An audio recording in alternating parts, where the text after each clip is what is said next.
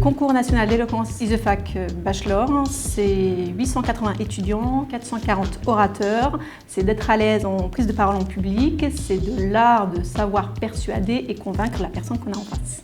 Aujourd'hui, dans le monde professionnel, il faut être à l'aise, à mon sens, dans la prise de parole en public. Les prestations étaient brillantes, je ne sais même pas si je serais capable, moi, à leur place, de faire la même chose, même avec mon expérience, évidemment. Parce qu'en si peu de temps, rassembler son énergie, se concentrer, j'avoue que c'est un vrai challenge. Donc je leur dis déjà bravo pour ça. J'attends d'être emmenée et d'être submergée, pourquoi pas, par un des orateurs.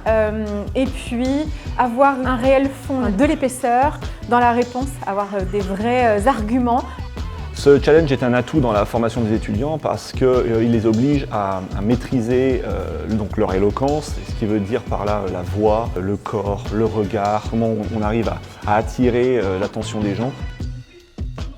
Le concours d'éloquence pour moi c'est persévérance, surprise. Le laisser aller. À l'origine, je suis pas du tout quelqu'un qui aime parler en public.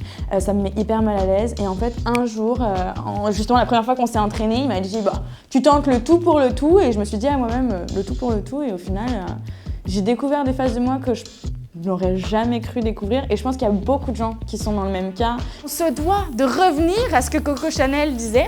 On se doit de remettre les deux au même pied d'égalité, l'extérieur et l'intérieur. Nous ne sommes qu'un. Et si vous ne le faites pas pour elle, au moins faites-le pour vous-même. Sans les ISEFAC Bachelor, on ne serait pas lancé là-dedans. C'est une expérience qui sera bénéfique dans tous les cas.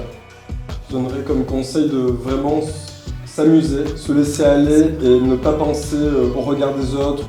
J'essaie d'être juste, d'être honnête et puis de donner le prix à l'étudiant qui était le plus à la fois théâtral, à la fois juste, à la fois sincère et surtout qui arrivait à cerner la thématique. En fait, il ne suffit pas d'être un bon orateur, il faut aussi avoir un peu d'humanité, de l'empathie. C'est ce que je conseille à tous ces jeunes étudiants, c'est de ne pas faire leur métier pour réussir sa vie, mais plutôt de vivre tout simplement, capter l'attention, mais prendre du plaisir.